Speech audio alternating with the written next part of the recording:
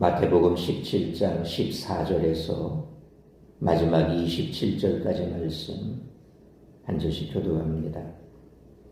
그들이 무리에게 이르매 한 사람이 예수께 와서 꿇어 엎드려 이르되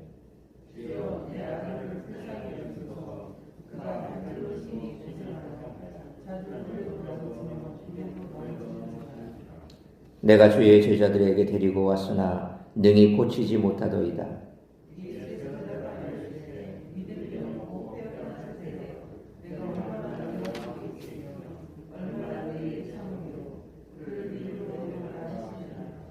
이에 예수께서 꾸짖으시니 귀신이 나가고 아이가 그때부터 나으니라.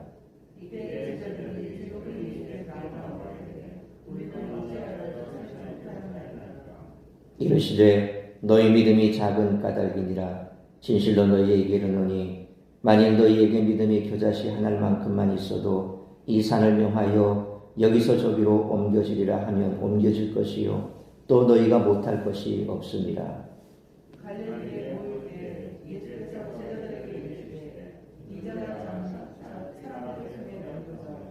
죽임을 당하고 제3일에 살아나리라 하시니 제자들이 매우 근심하더라.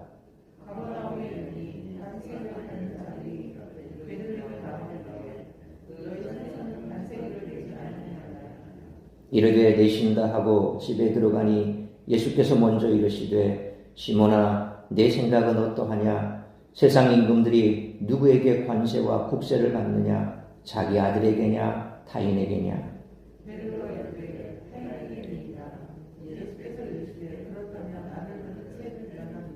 27절 같이 읽습니다.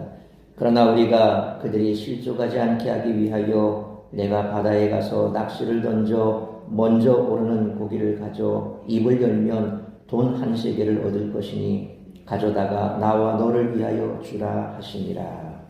아멘. 오늘 본문 14절로 16절은 예수님이 변화산에서 내려오셨을 때 간질병이 든 아이를 고치지 못하고 쩔쩔매는 제자들의 모습을 묘사합니다. 17절에 믿음이 없고 배역한 세대는 무리에 대한 표현이었을 것입니다. 혹은 예수 그리스도의 메시아이심을 부정하는 이스라엘의 불신앙을 상징할 수도 있습니다. 여기에 초점은 제자들입니다. 예수님은 공생의 초기에 제자들을 둘씩 파송하시며 예수님이 하시던 일을 제자들이 하게 하셨습니다. 제자들은 실제로 10장 3절 말씀처럼 병든 사람을 고치고 죽은 사람을 살리고 귀신을 쫓아냈습니다. 그러나 지금은 쩔쩔매고 있습니다. 16장에서 예수님의 순환에 대한 첫 번째 예고부터 이야기의 초점이 대중보다는 십자가를 중심으로 한 제자도에 맞춰져 있기 때문입니다. 제자들은 믿음이 없는 것은 아니지만 작다는 평가를 받습니다. 이는 믿음이 정당한 기능을 발휘하지 못하고 있다는 그런 의미인데 십자가와 부활의 메시아로 오신 예수님에 대한 이해가 부족한 것이 큰 원인이었을 것입니다. 십자가와 부활을 통해 죄와 사망의 권세를 굴복시키고 새 창조 질서의 하나님을 이 땅에 임하게 하신 예수님에 대한 바른 이해와 신뢰가 바탕이 된다면 겨자씨만한 믿음이 있어도 못할 것이 없을 것이기 때문입니다. 제자들의 작은 믿음을 언급한 후에는 어떤 믿음을 가져야 할지에 대한 궁금증이 생겨날 수 있습니다. 먼저 바른 믿음의 대상부터 살펴보아야 합니다. 따라서 제자들이 믿어야 할 바른 믿음의 대상인 십자가와 부활의 메시아를 이 시점에서 강조하는 것은 이상한 흐름이 아닙니다. 제자들의 믿음의 대상은 민족적이면서 군사적, 정치적 메시아가 아닌 십자가와 부활의 메시아입니다. 그 메시아는 누군가에게 배신을 당해 대제사장과 서기관, 바리새인들에게 넘겨지게 될 터입니다. 예수님이 궁극적으로 가시는 길은 십자가를 통한 죽음의 길이기 때문에 이 목적을 이루는 데 불필요한 오해나 걸림돌은 만들지 않으십니다. 성전은 타락한 지도자들과 함께 심판의 대상이 될 테지만 아직은 아닙니다. 성전에 대한 심판은 예수님의 십자가와 부활 사건 이후 이루어질 것이기 때문입니다. 아직은 예수님의 십자가와 부활 사건에 집중해야 할 때입니다. 따라서 불필요한 오해를 막기 위해 성전세를 내신 것이죠. 마태는 이제 예수님이 변화산에서 내려오신 이후에 주신 가르침들을 열거하기 시작합니다. 이 가르침들은 천국이 이 세상 가운데 어떠한 모습으로 존재하고 있는지, 예수님을 따르기로 헌신한 제자들이 어떻게 천국의 권능을 발휘할 수 있는지를 보여줍니다. 따라서 이와 같은 오늘 본문의 말씀을 통해 우리들이 깨달아야 할 것은 첫째로 14절로 23절 말씀처럼 믿는 자들에게는 천국의 권능이 주어져 있다는 것입니다. 예수님과 세 제자가 산에서 영광 가운데 있는 동안 그 아래에 있던 나머지 제자들은 14절로 18절 말씀처럼 간질로 고생하는 아이를 앞에 두고도 전혀 능력을 발휘하지 못해 치유하지 못하는 일이 벌어집니다. 이는 사실 그리스도인들이 현실에서 겪는 문제죠. 분명히 예수님은 온 땅을 다스리시지만 이 땅에는 악의 세력이 여전히 존재하고 제자들은 그 세력을 내쫓지 못하는 연약한 모습을 보입니다. 우리가 이런 모습을 보이는 첫째 이유는 믿음이 작기 때문입니다. 모든 사건이 종결된 이후에 제자들이 조용히 예수님께 19절 말씀처럼 우리는 어찌하여 쫓아내지 못하였나이까라고 여쭈자 예수님은 20절 말씀처럼 너희 믿음이 작은 까닭이니라 그렇게 분명히 이유를 가르쳐 주셨습니다. 믿음이 작은 상태에서는 어떤 능력도 행할 수 없습니다. 아무리 예수님의 권세가 온 땅에 충만하다 해도 믿음이 작은 자들은 그 능력을 누리지 못합니다. 예수님은 믿음이 작은 제자들에게 강한 어조로 믿음의 능력을 강조하십니다. 겨자씨 한 알만큼만 믿음이 있어도 산을 옮길 권능을 갖게 된다는 것입니다. 하지만 22절로 23절 말씀처럼 예수님의 순환에 대한 두 번째 예고를 들었을 때 제자들이 매우 근심하는 모습을 보인 것은 아직 온전한 믿음을 갖고 있지 못했음을 단정적으로 보여줍니다.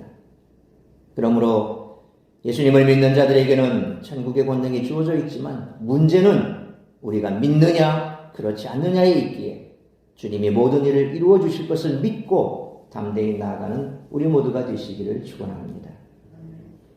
두 번째로 24절로 27절 말씀처럼 아직은 천국이 세상의 법을 완전히 제거하지 못한 상태라는 것입니다. 24절로 26절 말씀처럼 예수님과 제자들은 이전부터 사역의 본거지로 삼고 있었던 가버나움으로 들어옵니다. 성전세를 받는 자들이 예수님과 제자들에게 반세겔의 성전세를 요구했습니다. 모두가 유대인이었기에 당연해 보입니다. 그러나 예수님의 제자들 곧 교회는 하나님의 아들들이기에 성전세를 낼 이유가 없습니다. 그들에게 예루살렘 성전은 더 이상 하나님의 집으로서의 의미를 가지지 않습니다. 왜냐하면 예수님이 진정한 성전이 되시고 그분과 성령으로 연합한 공동체인 교회가 성전의 역할을 하기 때문입니다. 성전의 세금을 내는 자는 옛것에 속한 자들이며 하나님의 아들이라고 볼 수 없다는 것입니다. 예수님은 성전세를 거부하시지 않고 독특한 방법으로 성전세를 내십니다. 27절 말씀처럼 베드로에게 바다에 가서 낚시를 던져 제일 먼저 잡는 고기의 입에서 한 세겔을 위해 예수님과 베드로의 세금을 내라고 하십니다. 이는 엄밀한 의미에서 예수님과 베드로가 성전세를 낸 것이 아닙니다. 하지만 성전세에 대한 법이 그 땅에 유효하므로 또 사람들을 불필요하게 실족하게 할 필요가 없으므로 예수님은 이러한 방법을 사용하셨습니다. 그러므로 주님이 다시 오셔서 천국을 완성하실 때에는 세상의 모든 법을 폐하고 오직 하나님의 통치만이 지속될 것이지만 아직 천국이 세상의 법을 완전히 제거하지 못한 상태이기에 하나님이 허락하시는 지혜로 적절한 길을 찾아 나가야 하므로 항상 성령의 인도함을 받고 이 땅 가운데서 우리가 지켜야 할 법도 잘 지켜나가는 우리 모두가 되시기를 축원합니다. 사랑하는 성도 여러분, 천국은 이미 임했지만 아직 완성되지는 않았습니다. 그렇기에 세상 권세와 천국 권세는 묘한 긴장 관계에 있고 그 안에서 우리는 혼란을 느끼기도 합니다. 최근 들어서 가장 크게 불거진 것이 바로 우리의 인권에 관한 문제고 신앙에 관한 문제죠. 소위 점점 세속화되어가는 세상 속에서 세상 사람들이 요구하는 그것은 바로 기독교에 대한 정면 도전입니다. 동성애에 대해서 합법화하려고 하고 있고 또 그런 것들을 법제화하면 결국 우리 기독교가 큰 타격을 입게 되죠. 그래서 우리는 그것을 반대합니다. 그런데 또 세상은 뭐라고 말합니까? 모든 사람들이 다 차별 없이 살자는 게 뭐가 문제냐라고 얘기를 합니다. 그런데 그것이 통과되면 그들은 자유로울지 모르지만 우리는 이제 자유롭지 못합니다. 어제도 제가 잠깐 시간이 있어서 하나님은 죽지 않았다라고 하는 두 번째 시리즈 영화를 봤습니다. 첫 번째 영화도 참 대단히 감동이 있었는데 두 번째 영화도 봤는데 그걸 보면서 제가 느꼈던 것은 곧 우리도 저렇게 되겠구나. 한 학교의 역사 교사가 수업 시간에 서로 역사에 대해서 얘기를 하다가 한 학생의 질문에 대해서 대답을 하는 과정에 성경 말씀이 나와버렸어요. 그 여자 교사는 대단히 독실한 크리스찬이었고 아주 신실한 교사였는데 그걸 한 학생이 녹음을 했습니다. 그리고 그것을 가지고 이제 학교 측에다가 항의를 하는 겁니다. 왜 수업 시간에 이런 전도하는 행위를 하느냐 이렇게 된 거예요. 근데 실상 아무리 봐도 그건 뭐 전도 내용이 아니라 예수가 말씀하신 예수님이 역사적인 인물이 예수님이 말씀하신 그 말씀을 역사의 인권에 관해서 뭐 이렇게 이 영향을 미쳤던 간디 얘기가 나오고 그러면서 예수님도 똑같이 그와 같은 한 시대의 인물로서 이런 말씀을 하셨는데 그걸 인용했던 거죠. 그러니까 성경의 말씀이 나오니까 이제 전도다 이렇게 된 거예요. 그러면서 이제 그게 법정 공방으로 갔습니다. 여교사는 나는 신앙을 저버릴 수 없다. 나는 틀린 말 한 게 없다. 나는 그들에게 사과할 수 없다. 학교 측에서는 그냥 공개적으로 사과하고 무마시키면 당신 그냥 그 학교에서 계속 근무할 수 있고 별 문제 없다라고 얘기를 하고 내가 왜 사과할 거냐. 난 사과할 이유가 없다. 그렇게 하면서 이제 법적으로 문제가 불거지는 거예요. 바로 우리가 계속해서 저지하고자 하는 포괄적 차별금지법이라고 하는 그 법을 왜 우리가 막아야 되는가? 만약 세상 사람들이 그들이 원하는 대로 차별 없는 세상을 만들자 취지는 좋습니다. 그런데 그 속에 그런 것도 포함되어 있는 겁니다. 동성애가 성경에서 반대하는 그런 죄악이다. 그래서 그것은 있을 수가 없는 것이고 우리는 그것을 죄라고 얘기한다라고 하면 말하면 안 되는 거죠. 그러니까 동성애자들이라든지 혹은 거기에 함께 동조하는 사람들 입장에서 보면 우리가 대단히 그들에게 눈에 가십니다. 그러나 우리는 허용할 수 없습니다. 미국이나 선진국에서 그런 것을 허용했기 때문에 그런 문제가 생기는 겁니다. 소수의 인권을 보호하자고 수많은 크리스천들이 이제 박해를 받게 되는 거예요. 학교에서나 어디에서나 성경을 말하면 안 됩니다. 기도할 수도 없습니다. 아주 오래전부터 분명 미션 스쿨이 거기에서 설립 취지가 학생들의 신앙 고취를 위해서 설립자가 그렇게 해서 설립을 했는데 지금 와서는 예배를 드릴 수가 없어요. 그리고 모두가 다 참여해야 되는 그 예배에 나는 불교다. 나는 참여 못하겠다. 그러면 할 수가 없어요. 강제할 수도 없어요. 그래서 결국 나온 게 뭡니까? 예배하지 말아야 이렇게 된 거예요. 그러니까 미션 스쿨의 의미를 퇴색시켜버리는 거예요. 근데 그 학교, 영화에 나왔던 그 학교도 마틴 루터 킹 목사님의 이 설립 취지에 맞춰서 그렇게 설립된 공립학교인데 이제는 그것도 없는 거예요. 우리가 이렇게 나아갑니다. 세상의 법이 그렇게 된다 할지라도 우리는 반대할 것은 반대해야 됩니다. 따라야 될 것은 따라야 되지만 따르지 못할 것에 대해서는 역시 우리가 신앙의 자유를 지키기 위해서 투쟁을 해야 될 것은 투쟁을 해야 됩니다. 그렇다고 그 투쟁이 혁명 봉기가 아닙니다. 무력적인 봉기가 아닙니다. 평화적으로 우리의 목소리를 내야 되는 겁니다. 이게 바로 우리의 딜레마입니다. 법을 지키라고 얘기하지만 그 법을 다 따르면 우리의 신앙의 위력이 가해진다는 겁니다. 그럴 때 우리가 어떻게 됩니까? 정당하게 우리의 목소리도 내야 되겠죠. 그러나 그 방법적인 문제에서도 언제나 우리는 고민해 봐야 됩니다. 서울의 모 목사님처럼 인원을 동원해서 데모하고 집회하고 화염병 투척하고 자기 재산 지키기 위해서 온갖 방법을 다 가리지 않고 그렇게 하는 그건 정당한 방법이 아니죠. 기독교가 손해볼 땐 손해봐야 되지만 나는 손해보기 싫다는 거예요. 그래서 수백억의 재산을 챙겨서 내 거다 또 이렇게 얘기하고 있고 그건 온전한 그리스도인이 아니죠. 항상 우리가 이처럼 세상 법과 우리가 지켜야 할 것에 대해서 항상 우리는 위태위태한 그런 상황이 있습니다. 이게 오늘날 우리의 실정입니다. 그래서 그런 부분에 있어서 우리가 신앙적으로 잘 판단해야 됩니다. 그 판단의 기준은 뭡니까? 우리는 하나님의 말씀입니다. 세상이 뭐라고 하더라도 우리의 신앙을 지키고 또 우리의 삶을 온전하게 지키는 그 기준은 세상의 법 위에 있는 하나님의 말씀입니다. 하나님의 말씀은 세상의 법에 어긋난 것 같지만 절대 어긋나지 않습니다. 세상이 오히려 하나님의 법 위에 군림하면서 우리를 지배하려고 하는 사탄의 술책입니다. 세상이 우리를 제대로 잘 살게 할 것 같지만 세상 법만 지키면 잘 될 것 같지만 지키지 않아야 될 법도 있습니다. 바로 그것이 오늘날 우리를 억압하고 있는 그런 법들이죠. 그러므로 세상 속에 있지만 세상에 속하지 않은 자로 믿음의 본능을 가지고 세상의 모든 악하고 더러운 죽음의 권세와 싸워 이겨나가는 우리 모두가 되시기를 주님의 이름으로 축원합니다. 기도하겠습니다. 거룩하신 아버지 하나님, 은혜와 사랑을 감사합니다.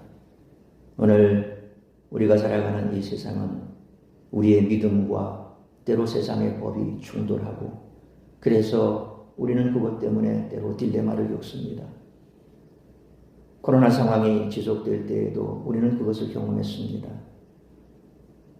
직장에서는 교회 가서 예배 드리는 것을 금지했습니다. 우리의 신앙을 억압했죠. 그럼에도 불구하고 우리는 견뎌왔습니다. 뿐만 아니라 지금은 포괄적 차별금지법이라고 하는 그런 법을 두고 기독교와 세상의 법이 또 한 번 날선 공방을 벌칩니다.